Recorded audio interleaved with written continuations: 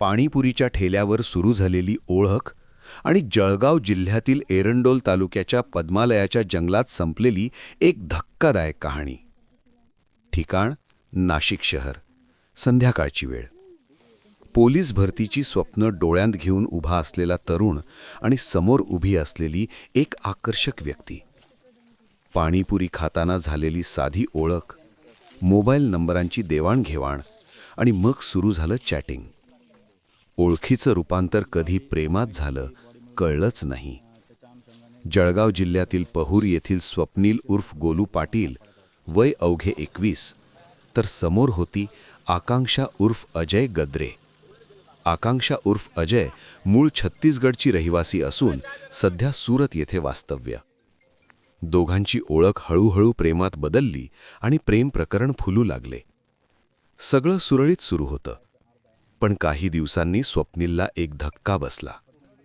जिच्यावर तो प्रेम करत होता ती जैविकदृष्ट्या स्त्री नसून तृतीयपंथी व्यक्ती असल्याचं त्याला कळलं. याच क्षणापासून या प्रेमकथेने अंधाराची वाट धरली. स्वप्नीलने संपर्क तोडण्याचा प्रयत्न केला, पण आकांक्षाचा लग्नाचा तगादा वाढत गेला. ती थेट त्याच्या घरी आली. तिथे देखील तमाशा झाला. नंतर स्वप्नीलच्या आईवडिलांनीही त्याला समजावलं आणि हा नाद सोड असा सल्ला दिला. पण आकांक्षा इथे थांबली नाही. तिने तू दुसऱ्या मुलीशी लग्न कर, पण माझ्याशीही कर. हा प्रस्ताव स्वप्नीलसाठी असह्य ठरला. स्वप्नीलला हे सर्व आता असह्य ठरत होते आणि तेव्हाच घेतला गेला हत्येचा निर्णय. 31 जानेवारी 2024. आकांक्षा सुरतवरून जळगावला पोहोचली. दोघांनी बियर घेतली. पद्मालय मंदिर परिसर गाठलं. गणपतीचं पद्मालयाच्या जंगलामध्ये एका महिलेचा अर्धवट झालेल्या अवस्थेत मृतदेह आढळला होता. नेमकं ही महिलेची ओळख पटली आहे का? नेमकं आरोपी अटक झाला आहे का? नेमकं प्रकरण काय होतं सर? 4 तारीख अंदाजे 12 वाजता एरंडोल पोलीस स्टेशनला एक इन्फॉर्मेशन मिळालं होतं. तिथं बकरी चारणारे काय मुलं गेलं होतं. मुलांना एक मृतदेह आढळून आला. मग त्या पद्धतीने इन्फॉर्मेशन मिळाल्यावर एरंडोलचे प्रभारी अधिकारी आणि सर्व सिनियर ऑफिसर तिथं गेलं. तिथं मृतदेह जर प्रत्यक्षात पाहिल्यावर त्याचं अपेक्षा जास्त झालेलं होत्या. फक्त पायीस दिसत होत्या, बाकी सर्व बॉडी पार्ट्स झाल्या होत्या. त्या अवस्थेत मृतदेह भेटल्यानंतर आम्ही टेक्निकली जे काही एव्हिडन्स कलेक्ट करायचं होतं सर्व एव्हिडन्स कलेक्ट केलं आणि त्याच्यानंतर पोस्टमॉर्टम करण्यात आलेलं आहे. पोस्टमॉर्टममध्ये ही माहिती पडलं की ही 4 दिवस अगोदर यांचं मर्डर झाले होते आणि ही सर्व घटना घडल्या होत्या अशी माहिती प्राप्त झालं. मग माहिती प्राप्त झाल्याबरोबर आम्ही सर्व सखोल चौकशी करत होत्या. सखोल चौकशीमध्ये कुठे मिसिंग रिपोर्ट आहेत का, ही जाळण्यासारखं कुठलं पेट्रोल वगैरे कुठून घेतलं का, ही सर्व विषय आम्ही चौकशी करत असताना 4 दिवस अगोदर जिथं आजूबाजूचं जे बार होत्या ती सर्व आम्ही तपास करत होतो की 4 दिवस अगोदरच्या फुटेजमध्ये कोणी पुरुष आणि महिला होते का. मग आमचं लकीली एका बारमध्ये एक महिला आणि एक पुरुष तिथं एक बारमध्ये बसलं होत्या आणि त्याच्यानंतर तिथं अल्कोहोल घेतलं आणि परत जात असताना त्यांनी UPM पेमेंट केलं होतं. आम्ही प्रत्येक केस आम्ही चेक करत असताना ही एक समोर आला की जे कोणी तिथं बसले होत्या त्या माणसांना आम्ही समोर बोलून घेतलं होतं.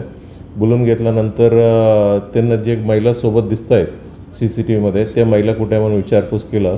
त्यांनी अप्रोप्रिएट उत्तर दिलेलं नाही आहे.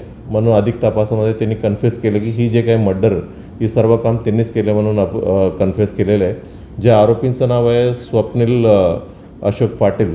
हा राहणारे पाहूर जळगावचा आहे. वय 21 वर्ष आहे. आणि जे विक्टीम आहेत त्याचं नाव आहे आकांक्षा गेंद्रे उर्फ अजय. हा एक तृतीयपंथी आहे. हा फिर्याद जे आरोपी आहे स्वप्नील आणि विक्टीम आहेत आकांक्षा, ही दोघांचा परिचय नाशिकमध्ये झाले होते. जो स्वप्नील तिथं पोलीस भरतीपूर्व तयारीसाठी तिथं गेले होते. तिथं भरतीपूर्व तयारी करत असताना ही आकांक्षासोबत परिचय झाला. नंतर त्याच्या दोघांमधलं रिलेशन झालेलं आहे. मग काही दिवसानंतर स्वप्नीलचं ही रिलेशन कंटिन्यू करायची इच्छा नव्हते. मग इच्छा नसल्याने त्याच्यासोबत बोलणं बंद केलं.